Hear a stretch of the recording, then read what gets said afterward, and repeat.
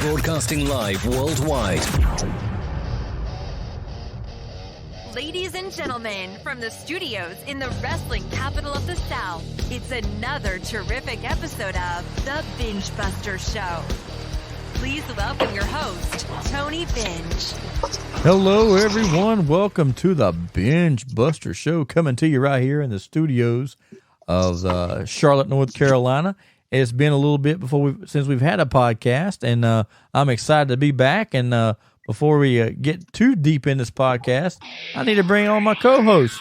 I'm talking about none other than Mr. Rock and Roll Playboy, Chris Plano. Chris, what is going on? Woo! Terrific, Tony. It's so great to be back. It's been way too long. Back on the Binge Buster Show. I'm so glad you asked me to be a part of the program this week.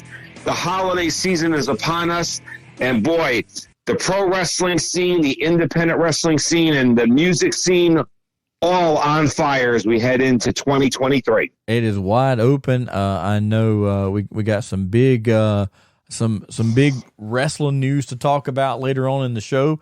But word out right now, man, is the fact that all these bands are already announcing their summer tours. And here it is, it's not even January yet, and they're already got the ticket sales out there running. I know Bret Michaels has got his out, and I just bought. Oh yeah, I got a couple tickets already. I'm ready to go on that one. But man, a lot of cool bands are going to be coming out this summer. Man, Tony, I think what's happening is, Live Nation's getting their act together. They already have it plotted out of who's going to go on tour, or the majority of who's going on tour in 2023, and they're trying to get some holiday sales jump-started. I mean, God, they're announcing concerts for next, September and October and every date in between. It's really, really crazy and exciting if you're a fan. Of course, they haven't announced all the tours yet, but seems like every other day or two or three, there's another nugget dropped of another act going out on tour or acts going out together on a tour. And it's exciting, but also very strategic as well. Try to get some 2022 sales, and of course that'll spill into 2023. But there are some bargains to be had if you're willing to buy early and hunt around. Certainly. Yeah. A matter of fact, I picked up a couple of lawn seats for Bret Michaels for $20. I mean, you can't beat that. No, I mean, $20. You're in the building. You're on the lawn at PNC Music Pavilion. Bret's doing 12 stops next summer on this Party Gras 2023 tour, and Charlotte was lucky to be one of the 12 in July into early August with Night Ranger and Jefferson Starship and other special guests. And I'm going to be fired up, Tony, because I know you and we're going to be in the parking lot right when it opens up that Sunday afternoon, ready to rock and roll. That's all I know. Yeah, you know that. We're going to be out there, tailgating and getting ready for the shows, and I can't wait for that. But man, before we get into the music, did you happen to see that the feud is starting back up again between Ric Flair and Eric Bischoff? Have you heard about this? I've heard some rumblings. A lot of this is all social media driven. What to read into, not read into, but I have heard some rumblings. A lot of interesting stuff going on in professional wrestling right now. And I don't know, Eric Bischoff want to go with Flair. I mean, I don't know. It's kind of like, it's interesting times. And, maybe you could allude a little bit more to it, but it definitely interesting because Flair has been big time in the spotlight this year, obviously with his last match just several months ago. And I know we're going to talk about Ricky Steamboat's last match just a couple of weeks ago. So certainly. Yeah. And I know one of the things that I heard today was Eric Bischoff said that he made Ric Flair.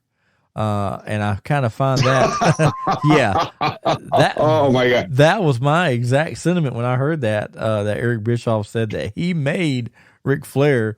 And of course, Flair has some choice words to say to that, and it makes me wonder, like, is this legit, or are they building up for another Ric Flair's last match? This time it's Flair versus Bischoff. You never know. If Eric Bischoff did actually say this in an acclaimed or scheduled interview, someone better check his blood alcohol content or a toxicology report on him, because no, Eric Bischoff did not make Ric Flair, nor does Ric Flair even need Eric Bischoff. So, right, yeah, it's one of the two. Something's off there. Yeah, something's definitely off, and I'm not sure what it is, but I know when I was at WrestleCade, I had a few minutes to hang out with Mr. Bischoff, and he and I talked. He and I talked podcasting, and we talked promoting, and we talked NWO, and sometime fans next week, if you check the Binge Buster Facebook page, I'm going to show you what Mr. Bischoff gave me.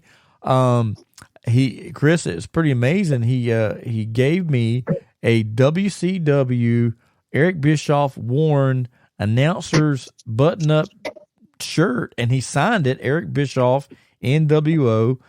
So that's that. I'll post a picture of that, on the Binge Buster Facebook page next week, and who knows, we might even raffle that thing off, in the coming week. So fans, if you're listening to the show right now, make sure that you go like our Facebook page if you want to own a piece of wrestling history, an Eric Bischoff worn, autographed WCW staff shirt, announcer shirt. It's a nice button-up black shirt with the WCW logo. Very nice, and that may be available on the Binge Buster show in the next coming weeks. Another thing, funny, so that's there.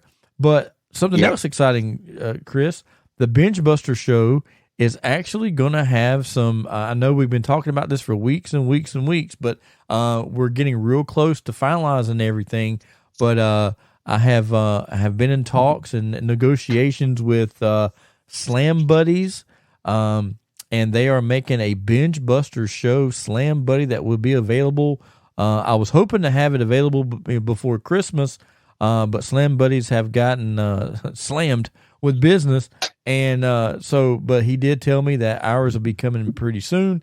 So I'm not going to post. Nice. I'm not going to post anything about them yet until he calls me and says they're on their way to you, and then at that point I'll get them up on the Facebook page, and all you fans that want to have a Binge Buster Slam Buddy, they will be available for you on our Facebook page. So that's some exciting news. And of course, I did go to WrestleCade and got to hang, like I said earlier, with Eric Bischoff, and got to hang out with Double J Jeff Jarrett, and he and I talked boots, and I got to hang out with the Big Show. I had dinner one night, breakfast one morning with Ricky Morton, and also Mr. Hughes, Big Cat Mr. Hughes. Of course, hung out with our good friend Jimmy Valiant. Got to talk to got to talk to George South, and hung out with George for a little while. And man, there were so many people. Mark, but Chris, this was the coolest thing. Okay, so in 1991, WCW was striving to kind of keep their head above water. And when I was in high school, right before I started my wrestling journey of training and getting into the business, me and some high school friends went to the Greensboro Coliseum to see WCW. They gave away free tickets to anybody that was a student, so we all went down. And this was the first night, or first time in my life, that I actually got to meet a professional wrestler, and that wrestler was Johnny B. Bad, Mark Merrow. He was hanging out there in the hallway of Greensboro Coliseum. I went and talked to him, had him autograph my ticket stub, and I still have it here at the house. But I was able to, but I'm giving him a story. So I asked him that night, I said, "Hey, Johnny, what do you got to do to be a wrestler?" And he said, "You got to be committed. You got to put your heart into it, and anything that you commit to and put your heart into will always come to fruition." And I said, okay, Right. thank you. You know, and I was a 17-year-old kid at the time. So now, fast forward all these years later, I've been in the ring with a lot of my childhood heroes. I've been wrestling now close to 30 years. And I run into Mark Marrow at WrestleCade, and I said, Mark, I need to talk to you. I said, and I told him the story. You know, I met you at the Greensboro Coliseum. I asked you, and I said, and your advice, you told me, you believe in myself, blah, blah, blah. I said, and just wanted to let you know, I got to become a professional wrestler. And he said, who trained you? And I said, Jimmy Valiant. And he says, oh, great. He says, well, he said, thank you for sharing your story with me. He said, that means a lot. The fact that I was able to give you some advice to push you to fulfill your dreams. So anybody out there, you know, right now that has a dream that you want to do, man, don't ever stop. Keep pushing yourself, keep believing in yourself, even when others around you don't. As long as you believe in yourself, your dreams will come true. And I'm a proven fact of that. So, but hung out with Mark, I talked to Tony Schiavone, and then as I was walking, one of the last days there, Chris, I was walking into the room. I was looking for somebody. I don't remember who I was looking for, but Magnum TA was there, and he said, Tony. And I was very surprised he remembered me, but and he said, come here. He said, are you wearing them Austin Hall boots today? And I said, no, I'm wearing my Teeny Llamas. He said, oh, them are nice too. And so he and I sat there and talked about boots for about 15 minutes. And so all in all, man, it was a great WrestleCade. I went down Friday. The whole weekend I was with my son. We got a hotel and just hung out down there, and I hung out with some other friends and saw some people I haven't seen in years. So it was really cool. We didn't go back for Sunday. Well, we drove down Friday, drove back home Friday night, then drove back down Saturday morning and spent the whole day at the Fan Fest and went to the matches at night. And then, then we left there and went back to the hotel, and then we hung out in the lobby with the Big Show and also the Briscoe brothers. We hung out with those guys. It was a good time. We had a really good time. And then we just hung out at the hotel. Then me and my son went up to our room, and as we were getting on the elevator, Jeff Jarrett and his wife and his son got on the elevator with us. And Jeff, super nice guy. And so then me and my son just hung out in the hotel room playing Nintendo Switch together until we both fell asleep. And then we got up Sunday morning, showered, got breakfast, and we drove back home. And but it was a really good weekend. And Chris, I hate that you weren't able to go, but maybe next year it'll be you and me, and we'll go down there and do the Binge Buster show right there from WrestleCade. Who knows? But it was a good time, and there was a lot of people there. Yeah, Tony, I mean, I saw a lot of pictures on social media, a great turnout. So many wrestlers from several different decades, and there was really something for everyone there for the 3-day weekend. And, all the folks that put that together with AML Wrestling, and there's a lot of others behind the scenes. They do a great job for the whole region and part of the country. I know people come from all over, but it's not just the event.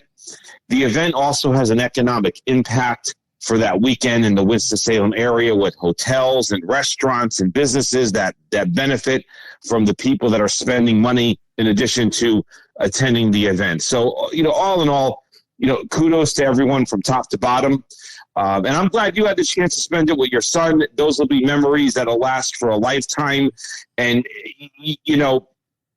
and seeing those wrestlers and talking to them and having that somewhat inside track definitely helps as well. And brings back great memories. If you didn't run into Mark Marrow, you may not be in the spot you are today. You just don't know. Yeah. I mean, you just don't know everything and how it all kind of comes around full circle. Right. Yeah. And that's one of the things.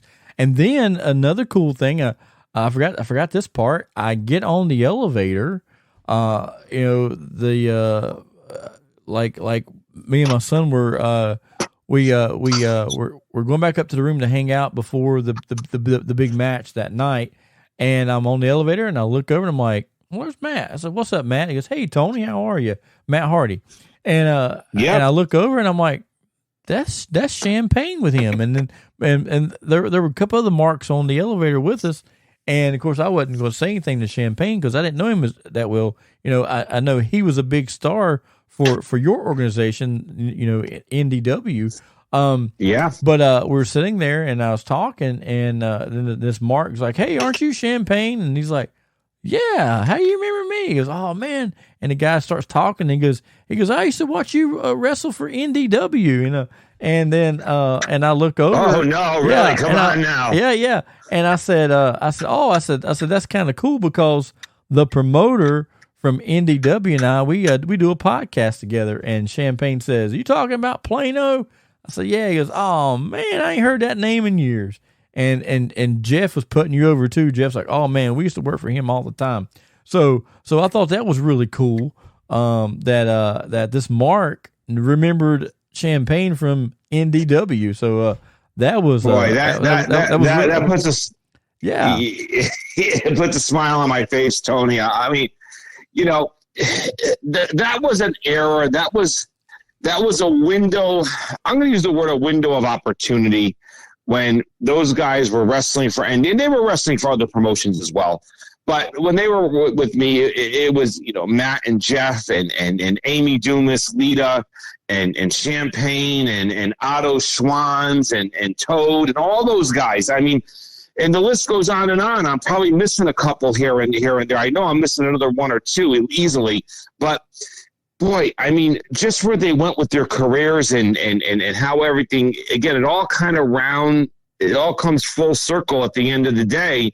And, you know, it's great stuff to hear. And glad that they remember my name, but I really appreciate everything they did. And if I helped their careers, even just a little bit that they can turn back to and say where they got to today, then, you know, I did my job, and then you promoted tons of shows as well, Tony. You did your job, and that's what it's really, you know, all about at the end of the day. Yeah, you know, a lot of people look at it like, oh, it's my promotion, blah, blah, blah, blah.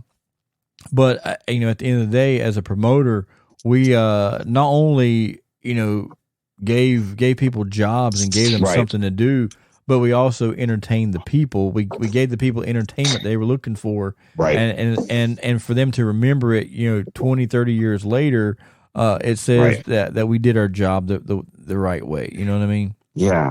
God, even Shane Helms and Joey Abs and, oh, God, it goes on and on. I mean, you know, we could just – I mean, we could do Tony, we could literally do a whole podcast, you know, on the talent that was in North Carolina in the mid to late 90s locally. It was insane that went to a national level. With wrestling, whether they either went to WCW or to WWE or WWF back then, it's insane. We literally can do a podcast on it for probably a couple hours with no problem.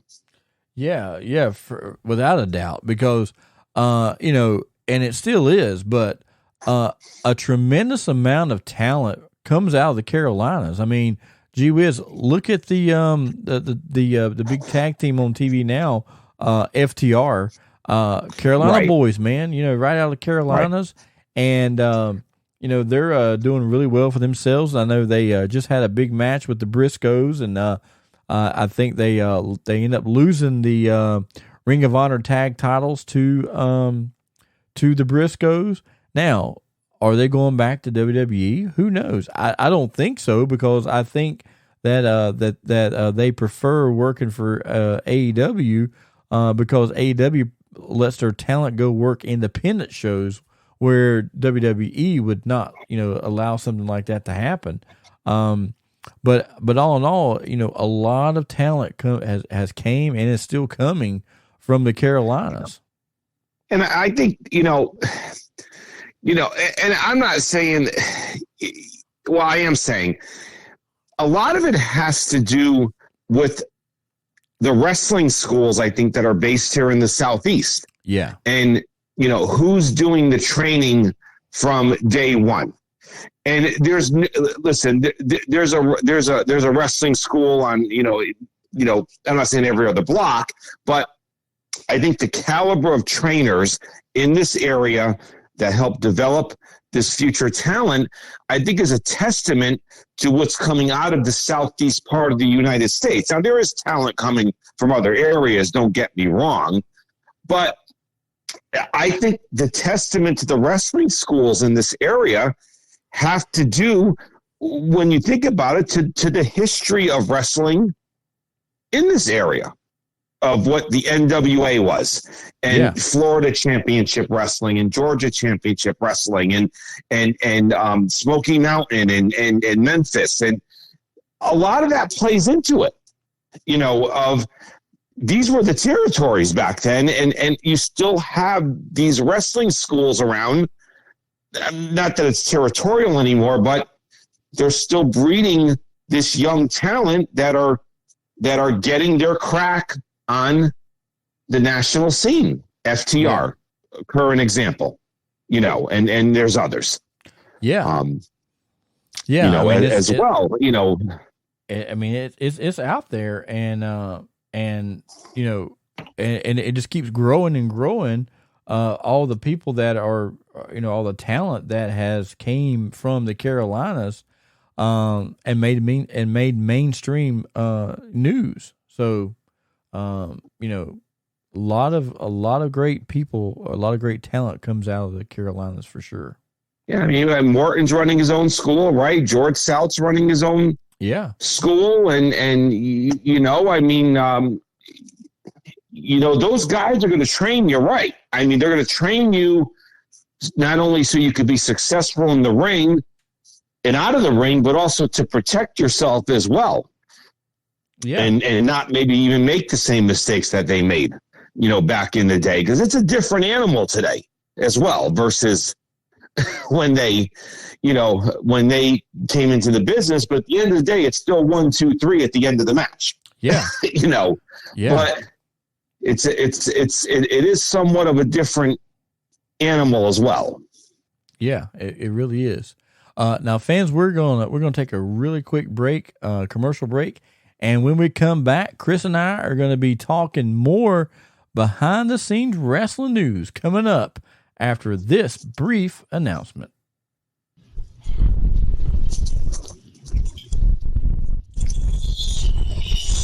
The Dawn. I apologize, fans. That was a mishap there. Here we go, right here. Ladies and gentlemen, my favorite wrestler, Tony Benj. Now let's make wrestling great again. All right, that was a great little little soundbite there from somebody famous, talking about how great I am. And Chris, let's talk about how great I am.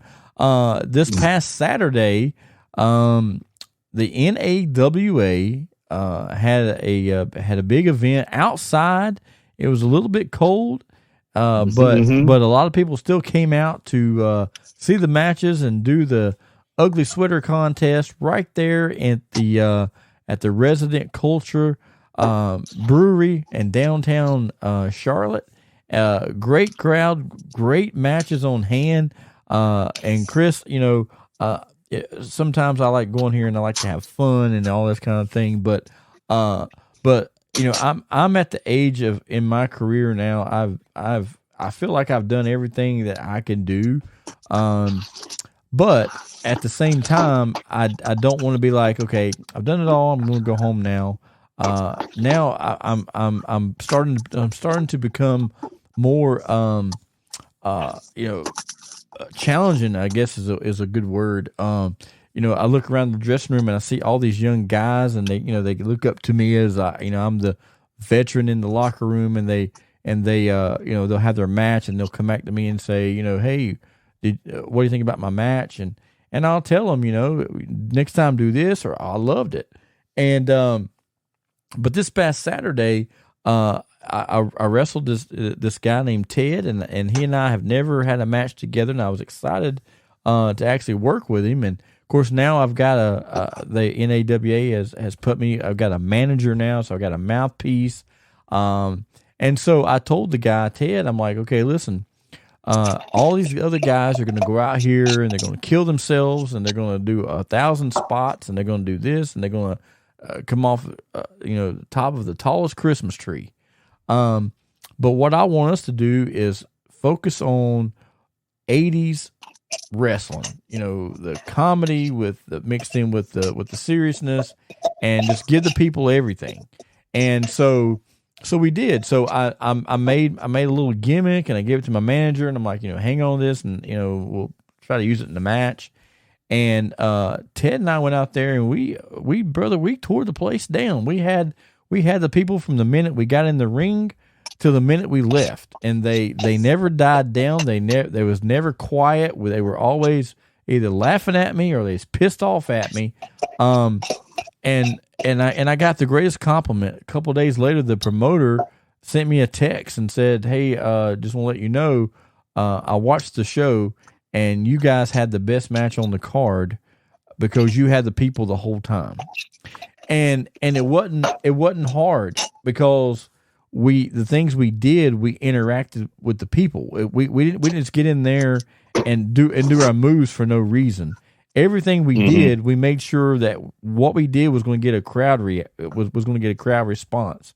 And I stole some stuff from the Midnight Express. I stole some stuff from Jimmy. I stole stuff from everybody. But Tony, you just took the words out of my mouth. I'm like, Boogie.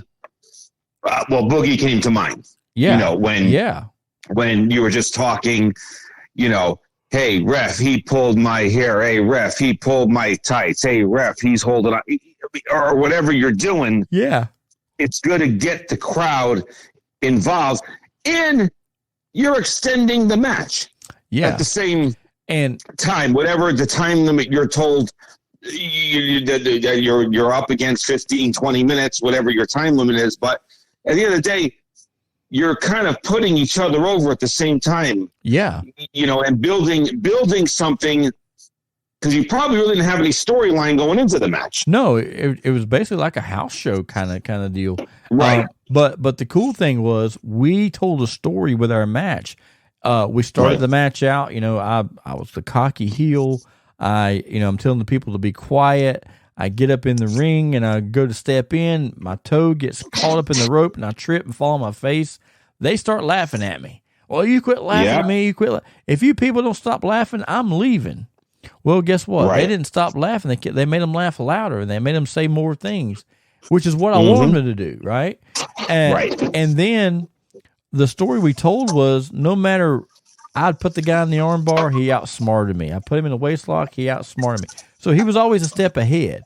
So I had to I had to think ahead, another head. So when things didn't work out, my manager gives me a foreign object. Well, most guys would have took that foreign object, went right in the ring, boom, hit the guy, went right into the heat. But I didn't do that. Right. See, I had my manager give me the gimmick. Like I had the guy pin me. I kicked out at 2.5, rolled out of the ring and started walking to the bar. And I even said, I'm done. I'm going to drink. I'm done with this match. I'm not going back out there. And the people chased me to the bar. Like they were circled around me and the manager. And my manager, they're getting ready to throw you back in the ring. Yeah, well, I thought that's what was going to happen. But we're out there, and I told Bobby, I said, I don't know what else to do. He says, well, try this. And he goes into his jacket and he pulls out the gimmick and says, hit him with this. Right in front of the people. So they're like, oh, ref, he's got something. Well, I put it behind my back, and I didn't go right to the ring. I walked around the whole entire ring and let the whole front row see that I had something in my hand. And then once I got in the ring, now the referee's smart to, oh, what, he's got something? What are you talking about? And I stuck it back up in my tights. He searches my arms. He searches my hands. He don't have nothing.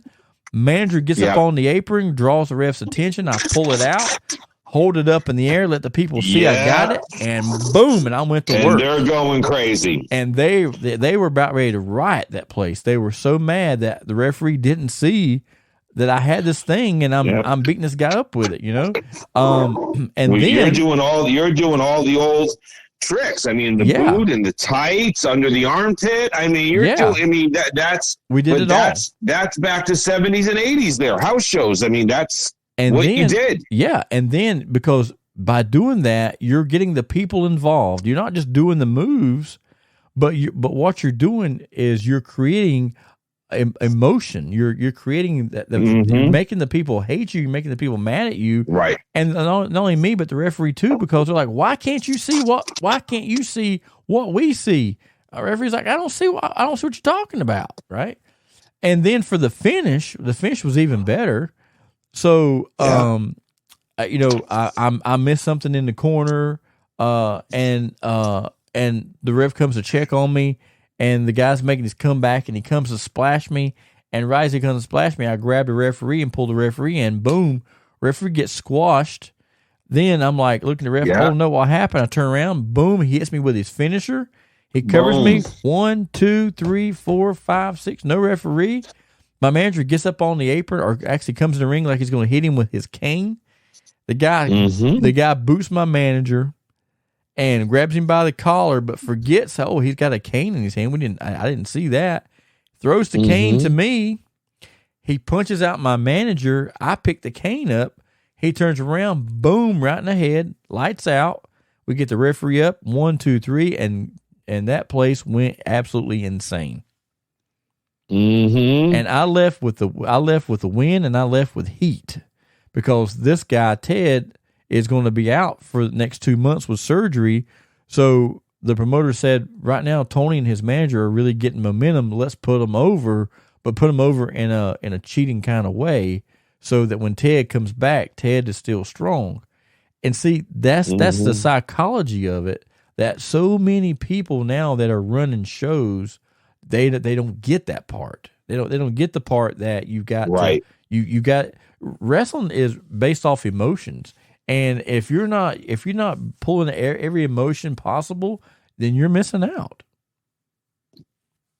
Tony, I can't object to anything that you're saying at this point. I mean, you're absolutely right. You're playing on people's emotions.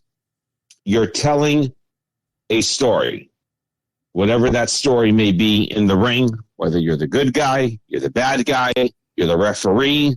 The referee plays a part as well. And maybe even the ring announcer and whatever else might be going on. But you're telling a story in the ring that's going to have some kind of finish to it. Yeah. Someone's going to win, lose, draw, count out, double DQ. We can go on and on with it. And interference. But again, kudos to you and your opponent. Really, at a brewery where there's alcohol, food, whatever, but it's maybe a one-off show, a once-a-year show, that you could tell that storyline, because those fans, and some of them may have knew who you were, but there were probably some who had no idea who you guys were before you hit the ring. Right. So you're telling a story. Well, and letting them rip. Oh, I remember this guy. And as a matter of fact, the NAWA is so over there at this brewery that we're coming back in March. We got to come back. Okay, awesome. Yep. And then we're back there. So March, and then we're back again for Cinco de Mayo. So a lot of big things are going to be happening with the NAWA at this brewery. I'm totally excited for it, and I think it's going to be a lot of fun. It's going to draw a lot, I believe, and especially in the summer months when it's nice and warm. So I'm excited about that. Now I'm going to promise you something. Yeah, I'm going to promise you something, Tony. Now that you say they're going back, we'll make an appearance or two. Oh yeah, we'll make an appearance or two. And whether we do the Binge Buster show or you might need me to hand you something. Yeah, exactly. You never know. We'll see. Exactly. I'll be with the funny nose, glasses, and a mustache. That's right. Hey, we'll do it. We'll do it. Now, but yes, put it down. For sure. Now, another thing the NAWA is doing, we're not taking no break for Christmas. January the 14th, the NAWA is back in Lenoir, North Carolina, for their annual bunkhouse stampede. There's going to be a lot of big matches signed for that event, but also in the main event, the bunkhouse stampede, over the top rope battle royal. I'm going to be in that, Chris, and hopefully get another W under my belt. And I've set a goal for myself. The year 2023 is going to be my year, and I am at some point in 2023, I am going to be the NAWA heavyweight champion. And once I win the title, I'm going to retire, keep the title here in the studio so I can look at it every single day and know that I'm the last NAWA heavyweight champion. Tony, 2023 is looking up for you. Those are great aspirations. I have no doubt in my mind that there is nothing that you can achieve, at all. And whoever is the current NAWA champion better have some eyes behind his head. Well, that's all I'm going to say. The thing about it is he and I have been in the ring before. We're talking about Big Donnie. The last time I almost walked away with that title, I was robbed, but that's okay because you got to lose some to win some, and I've got my confidence back. I won this match this past Saturday. So I'm back in the gym, working hard. I'm dieting. I'm eating right, and I'm getting the sleep that I need to get, stress out of my life, and I'm just ready to tackle everything. But nah, seriously though, I am looking forward to 2023. It's going to be a great year for us, the podcast, you and me. The concerts are going to be kicking off soon, and I just can't wait. Absolutely. No, absolutely. It's going to be great. And I can't believe we're going to be closing 2022 here in just a couple of weeks, and 2023 is in front of us, and so much to be excited about, so much to be happy about. And as I always say, Tony, every show, it's a great time to be a wrestling fan, great time to be a music fan. It's a lot is going on. There's a lot going on in the world every day. And it's good to maybe take into some of these activities to kind of get away from everything else is going on. And I love talking about the old time memories, and it's great to be back on the show and getting this motor running again and doing these consistently every week as well. Yeah, it was really good. And matter of fact, Chris, while you were gone, I had someone called the show answer machine and left this on there. I'm going to play it for the people at home. I know right now you can't hear it, but I'll play it for you after we leave the air. So fans, I'll be right back right after this. Let me be honest. Tony and Chris are the two hottest guys on the planet, and they know their stuff. I tell you what, I think that girl knows what she's talking about. Chris, I had this message from this girl, and she left this message on my answer machine that said, she said, let me be honest, Tony and Chris are the two hottest guys on the planet, and they know their stuff. I mean, I was like, okay. So, all right. Well, that's good. So now we got to figure out who this person is. But any event, man, she thinks we know our stuff. So, but we do know our stuff. I mean, you and I have got years and years of wrestling experience under our belts, and man, I'm looking forward to 2023. The Benchbuster show is going to be bigger and better. More guests we're going to have, a surprise guest. I know when I was at WrestleCade, I was doing some scouting, and hopefully some of those people that I spoke with are going to come on board and do some shows with us. That's coming up in 2023. We got our own line of merchandise is going to be coming out in January. So a lot's going to be happening. So fans, if you're not a fan or you're not following our Facebook page, I highly recommend doing that so you're not left out. When I was at WrestleCade, I sat and hung out with Eric Bischoff for a little bit. He gave me one of his shirts, a WCW announcer shirt. He autographed it. I'm going to put that shirt out on our Facebook page in January. We're going to raffle that thing off, and then so some lucky follower at home will be able to own a piece of wrestling history, an Eric Bischoff WCW announcer shirt.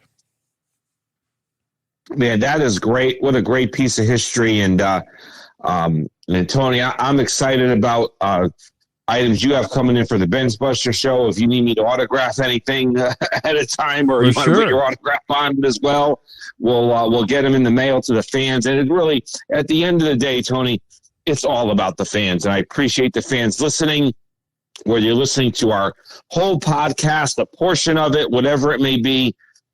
Thank you. It's really all about the fans and entertaining them and wanting them to come back for more. That really is what we do, and brings me, pride and joy. Yeah, and it's going to be really good. But fans, you definitely going to have to follow us on our Facebook page. I know I don't update it very often, but I'm going to do better at that this coming year.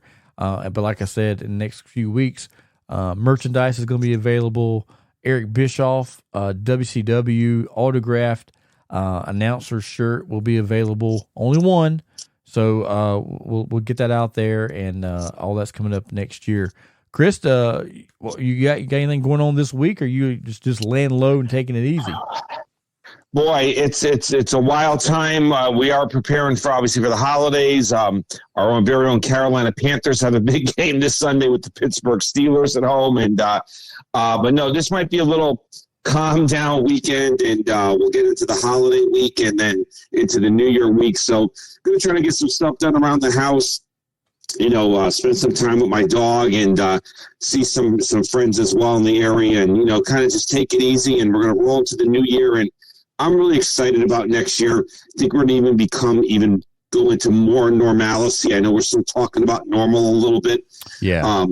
But I think we're even going to feel that even more with the activity taking place, outside with sports and concerts and different things. And I'm excited, man. And, just like I said, it's just trying to take it all in and taking it one day at a time. And that's really what it's all about. And, just put my best foot forward every day and doing the best I can.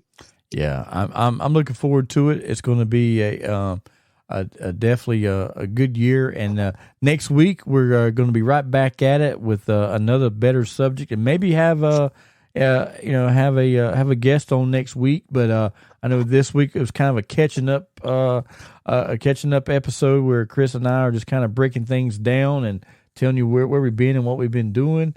But man, it's great to have you back, Chris. It's great for us to be back together. And I'm definitely looking forward to next week's show.